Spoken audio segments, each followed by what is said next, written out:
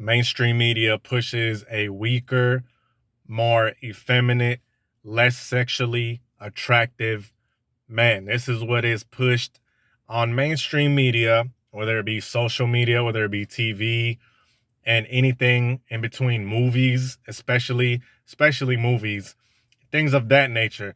It is pushed a more weaker, subservient, sort of docile type of effeminate man is what is promoted on all of mainstream media. And masculinity, and when I say masculinity, I'm not talking about some fake hyper macho alpha male, the ones that you see on YouTube trying to portray this super duper hyper macho alpha shit that they don't even follow when they close the camera, right? I'm just talking about masculinity. I'm talking about that masculinity that is assertive, that is aggressive. And when I say aggressive, I do not mean it in a negative way. If you guys watch my videos, I've used this word aggressive, but I used it in a way that was not negative, because 90% of the time it has a negative connotation. Aggression, 90% of the time, hell, let me restate that. Almost all of the time, has a negative connotation to it. When you say aggressive, what do you think? You think of some wild, untamed man or beast just running rampant and knocking down old ladies and climbing up a skyscraper, holding some chick, banging on his chest. No, that's not what aggression is. But I digress, and I will get to that in a second. This is Tarik Talks. You guys could have been anywhere in the world.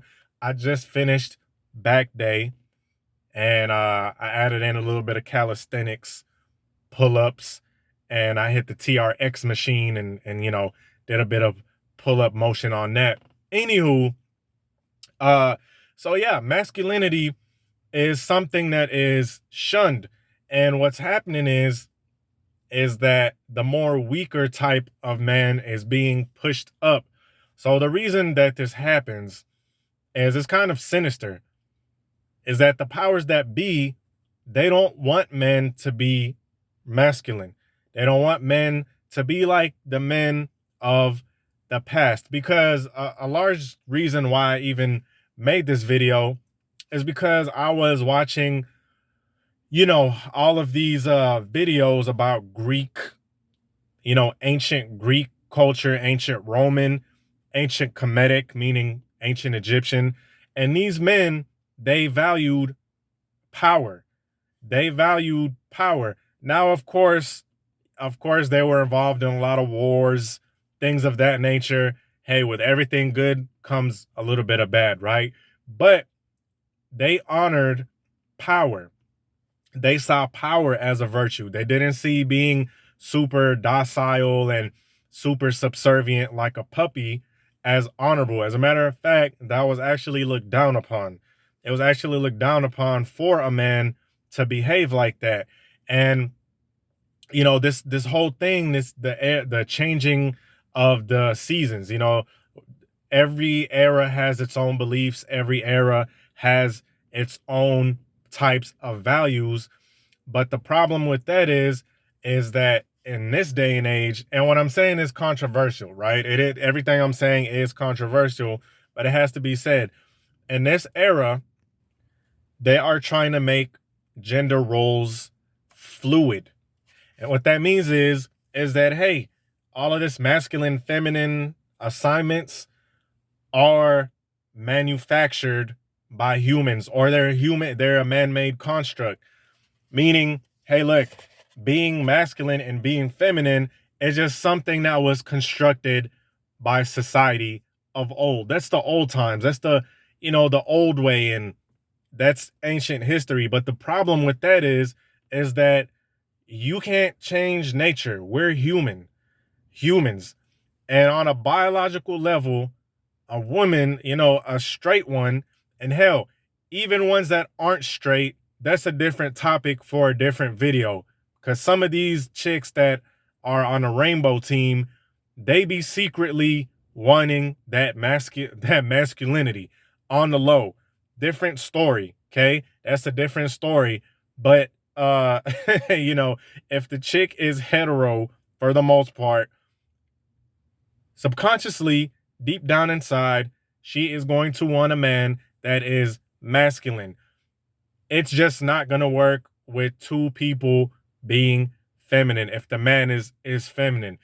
We get this whole, and you know, I'm not going to get too deep into it, but this whole meek shall inherit the earth and stuff like that. And we got this whole, we have this whole ideology of the weaker man is supposed to be, you know, pitied, and he's supposed to be the one that's, oh my God, he's a victim. He should be pitied, and he's the one that needs to, the underdog, and he needs to be the one that's exalted. And rich, powerful people, people that have stronger bodies, people that hit the gym, oh, they're all meatheads. Oh, they need to be knocked down from power. And, you know, we need the weaker people need to be on top. All of this stuff is subconscious. It's very subconscious. And what a lot of guys internalize is that being this kind of weaker type of guy is what is going to get him ahead in life. And unfortunately, if we look at the male depression rate, it is severe. It is higher than it has ever been. Have you guys ever wondered why that is? If everything is just so honky dory, right? Did I say a racial slur? I'm tripping. I'm just playing, y'all. But if everything is just so good, if everything is just so good, if everything is just so cool, and everything is just so copacetic, why are depression rates sky high? Why are they soaring through the roof, especially with young men? Especially with young men, we hear all the time about these young men taking their own, deleting themselves. Prescription pills are at an all-time high. Opiate abuse is at an all-time high. And this goes with men and women, okay? This goes with both, but especially in young men.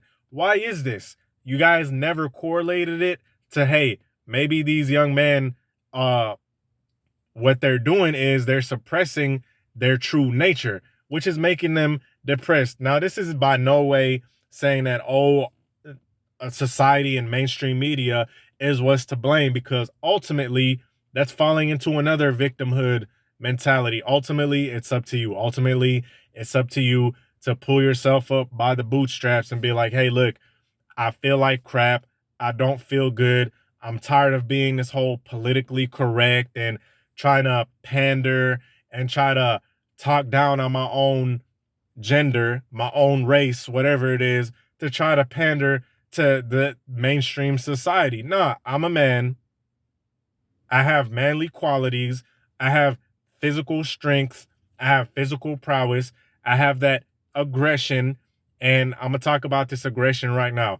See, when I say aggression, every man has that inside of him. Every man has that inside of him, and it could be bad and it could be good. It could be used. It's a double-edged sword. And this is what makes it so powerful. This is what makes men so powerful. We have that thing called testosterone, which makes us aggressive. And like I said, this could be good. This could be bad. You dig what I'm saying? And the reason why a lot of these young men are depressed, I could make a whole other video about this, about male depression, is that a lot of men are just very subservient. They're very docile, meaning they just stay at home, scroll through Instagram, scroll through social media, don't work out, right? And I swear, I talk about working out in every single video, and you guys are going to get bored of this. Well, not my guys that like the video, right? But the reason why I talk about working out so much is because this is pinnacle to manhood. Working out, physical activity is paramount to masculinity. Most guys work some kind of office job, or worse yet, they work at home. And then after they get off work, that's it. After they get off work, it's straight to smoking weed, straight to, you know, just gorging themselves, straight to doing even more sedentary lifestyle type of choices, meaning they're just going to sit on a couch and that's it. Testosterone does not get used. Second, they're going to be on the phone looking at all this politically blah, blah, blah crap. And they're going to be on, these are the type of guys that are on OnlyFans paying chicks hundreds of dollars to have a conversation. Not even, there's some chicks out there that charge money just for conversations. Okay. There's chicks out there that charge dudes for a bottle of bodily fluid. I'm not going to get too deep into it. Like, this is the state of a lot of guys. And this is largely due, they're sedentary. They have no sex appeal. Let me get to that. They have no kind of sex appeal. And sure, hey, look, being moral, being a good person, being kind, being generous, this is important for everybody, right? It's important, but that's not what's sexually attractive. There's a difference between all of that. Being moral and being kind and being politically correct have no correlation to being sexually attractive. Has no correlation to that at all. And this is what's pushed, right? Hey, look, if you're this super moral guy, if you're kind, and if you give to charity, which is all good, which is fine and dandy, that is awesome. If you give to charity, keep doing that. If you're a moral person, if you're a moral guy, awesome. Every man should be. But this is not what is going to get you sexual attraction. Women like that aggression. And like I said, that aggression is double-edged sword. Now, everyone talks about it in like a negative way, but the good type of aggression is when you're out there, when you're going and get it, that working out, that bettering yourself, that aggression. When you're at work, you use that aggression to better yourself. Hey, you fail, you get pissed, use that aggression to better yourself. That is the type of aggression I'm talking about. That positive, that negative energy when you get pissed, or when you see, hey, look, in my job, I'm not doing that great, or hey, look, my body isn't on point. That kind of disappointment and anger you feel towards yourself, take that and turn it into something positive. That's the type of aggression I'm talking about. That's masculinity. Masculinity is that sort of going out there and seizing the day.